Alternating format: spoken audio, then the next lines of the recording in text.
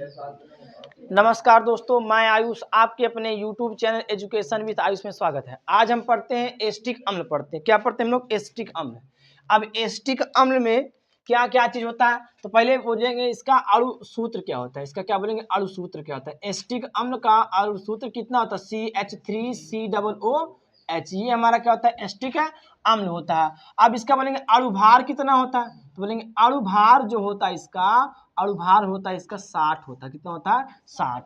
अणु भार कितना होता है इसका? 60 होता है। इसका क्या होता है? इसका क्या नाम है? अणु सूत्र कितना होता है? CH3COOH होता है ना। अब इसका बोलेंगे संरचना सूत्र क्या होता है? संरचना सूत्र, संरचना सूत्र क्या होता है तो संरचना सूत्र कैसे? कार्बन यहाँ ना, ये एक कार्बन यहाँ बांटेंगे, यहाँ पर बांट देंगे इसके बाद, है ना।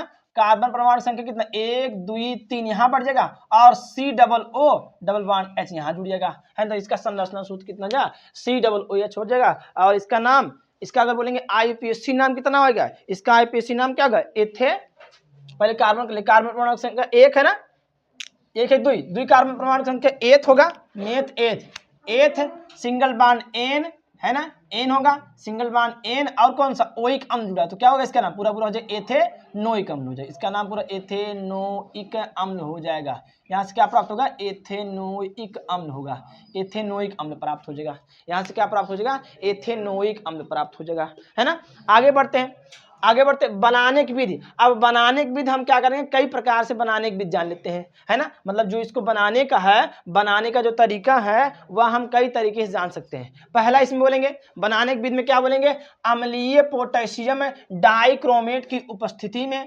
अम्लीय पोटेशियम डाइक्रोमेट की उपस्थिति में एथिल एल्कोहल का ऑक्सीकरण कराने पर एस्टिक अम्ल बनता है। क्या बनता है? एस्टिक अम्ल बनता है। क्या बनता है? अम्लीय पोटेशियम डाइक्रोमेट की उपस्थिति में एथिल एल्कोहल का ऑक्सीकरण कराने पर एस्टिक अम्ल बनता है। क्या होता है? एस्टिक अम्ल बनता या प्राप्त होता है। तो देखेंगे क्या क्या बोला है बोलेंगे सी किसके? अम्लीय पोटेशियम डाइक्रोमेट की उपस्थिति में एथिल एल्कोहल, एथिल एल्कोहल का सूत्र क्या होता है? बोलेंगे C2H5OH होता है ना, C2H5OH होता है। ये ना होता, देखो C और यहाँ पर एक C2 होगा, H 3 यहाँ पर 2 H5 हो गया, OH हो गया। इसको तोड़ के बना दीजिएगा तो क्या होगा? C2H5 ये भी हो गया, एथिल एल्कोहल हो गया, हो गया ना। आगे ऑक्सीजन की उपस्थिति, इसमें ऑक्सीजन की उपस्थिति करा लिए, ऑक्सीजन के साथ क्रिया कराएं और उपस्थिति किसकी? H2SO4 प्लस K2Cr2O7 की उपस्थिति करा दिए, है ना। यहाँ तक क्या कर दिए हम लोग? इसकी उपस्थिति करा दिए।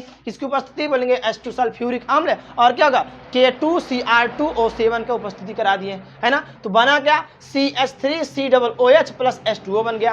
क्या बन गया? CH3COOH प्लस H2O बन गया। ये प्राप्त हो गया। क्या प्राप्त हो गया? CH3COOH। मतलब इसको क्या बोलेंगे? ये हमारा क्या? एसिटिक अम्ल या एथेनोइक अम्ल प्राप्त हो गया।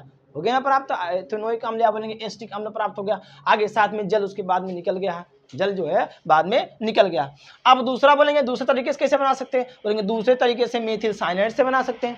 दूसरे तरीके से मेथिल साइनाइड से हम लोग क्या कर सकते हैं? इसकी क्रिया करा सकते हैं। क्रिया कराने का मतलब है, अब हम बोलेंगे जो बनाने की विधि है, बनाने की विधि में हम मेथिल साइनाइड भी यूज कर सकते हैं। तो बोलेंगे मेथिल साइनाइड के तनु अम्ल या तनु क्षार, तनु मतलब हल्का, हल्का ना, हल्का, शांत माने गाढ़ा होता है। तो हल्के से हम चाहे हल्का अम्ल कोई ले लें या कोई हल्का सा क्षार ले लेंगे, आपस में कराएंगे, इसके मेथिल साइनाइड के साथ क्रिया कराएंगे और द्वारा जल अपघटन कराने पर एसिटिक अम्ल प्राप्त होता है। क्या प्राप्त होता है? एसिटिक अम्ल प्राप्त हो जाता है। तो यहाँ बोलेंगे CH3CN होगा, बोलेंगे CH3CN होगा, इसका मतलब क्या होगा? बोलेंगे मेथिल साइनाइड। क्या होगा? मेथिल साइनाइड होगा। और उसका जल, जल मिल गया, इसमें जल मिला दिए, जल अपघटन कराए किसकी उपस्थिति में? बोलेंगे HCl मतलब हाइड्रोक्लोरिक अम्ल, अम्ल के साथ, या बोलेंगे तनु अम्ल या तनु क्षार के साथ। तो तनु अम्ल ले लिए, तनु अम्ल के साथ हम लोग क्या, जो हमारा क्या नाम है, मेथिल साइनाइड का जल अपघटन कराने पर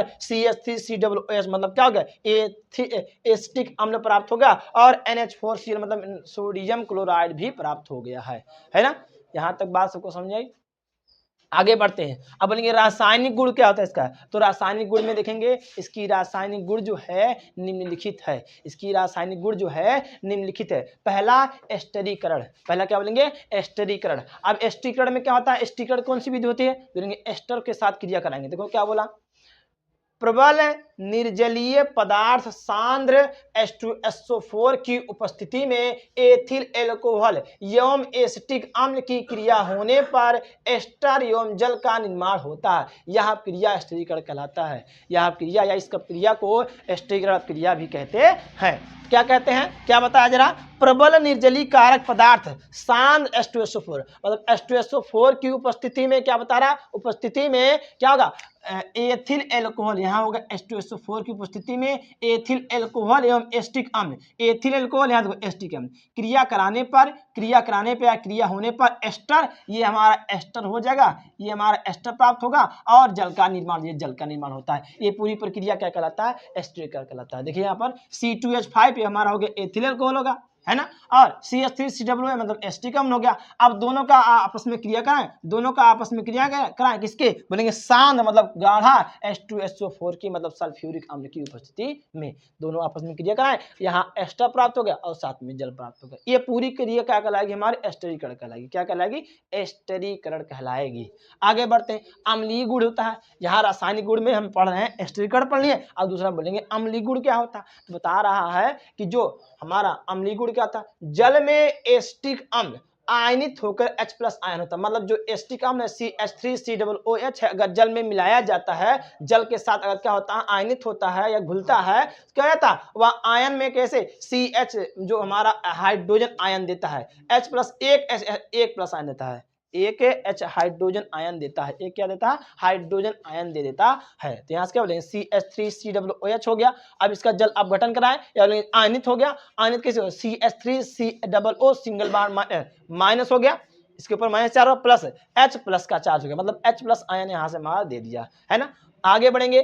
कार्बोनेट या बाई कार्बोनेट के साथ क्रिया कराएंगे, कार्बोनेट और बाई कार्बोनेट के साथ क्रिया कराएंगे, कार्बोनेट और बाई कार्बोनेट के साथ क्रिया कराएंगे तो बोलेंगे एसिटिक अम्ल कार्बोनेट व बाई कार्बोनेट के साथ अभिक्रिया करके एसिटिक लवण बनाते हैं, एसिटिक लवण बनाते हैं। कौन कौन सा? एसिटिक अम्ल, जो एसिटिक अम्ल था चाहे कार्बोनेट लें चाहे बाई कार्बोनेट लें, दोनों के साथ जब क्रिया करेगा तो क्या बनाएगा? एसिटिक अम्ल या एसिटिक लवण बना लेगा। तो यहाँ से देखिए CH3COOH हो गया प्लस Na2CO3 हो गया, Na2CO3 हो गया, है ना। यहाँ से क्या मिल गया? हमारा CH3COOH हो गया, ये हमारा क्या होगा? एसिटिक अम्ल हो गया, और इसके बाद Na2CO3 मतलब कार्बोनेट, ये क्या? सोडियम कार्बोनेट, ये हमारा क्या? सोडियम कार्बोनेट है, और क्या? CH3COO मतलब एसिटिक अम्ल, एसिटिक अम्ल, और यहाँ पर सोडियम कार्बोनेट, है ना, कार्बोनेट बोला, पहले कार्बोनेट साथ क्रिया कराएं तो CH3COON है, यहाँ पर एसिटिक हमारा क्या बन गया? Na बन गया, मतलब गया CH3COON मतलब बन गया हमारा methyl ethyl sodium ethyl di, इसको क्या बोलते हैं? एक कार्बन दुई कार्बन, दुई कार्बन के लिए क्या यूज करेंगे हम लोग?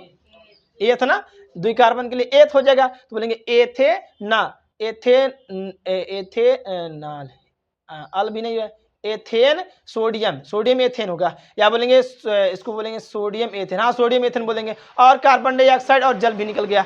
और ऐसे इसमें भी बन रहा है, देखो ये हमारा क्या बनना चाहिए? लवण बनना चाहिए, ये भी हमारा लवण प्राप्त हो गया, और ये भी हमारा क्या हो गया? लवण प्राप्त हो गया। देखो एक हमारा सोडियम कार्बोनेट है, एक सोडियम बाई कार्बोनेट है, CH3COOH है प्लस NaHCO3 मतलब सोडियम बाई कार्बोनेट है। अब बाई कार्बोनेट इसके साथ उड़ गया, इसके साथ आपस में क्रिया कराए, ये लवण बन गया, जल और ऑक्सीजन भी निकल गया, साथ में ऑक्सीजन भी निकलेगा इसमें, दोनों क्रियाओं में हमारा क्या निकलेगा? ऑक्सीजन निकलेगा। यहाँ तक किसी कोई दिक्कत है?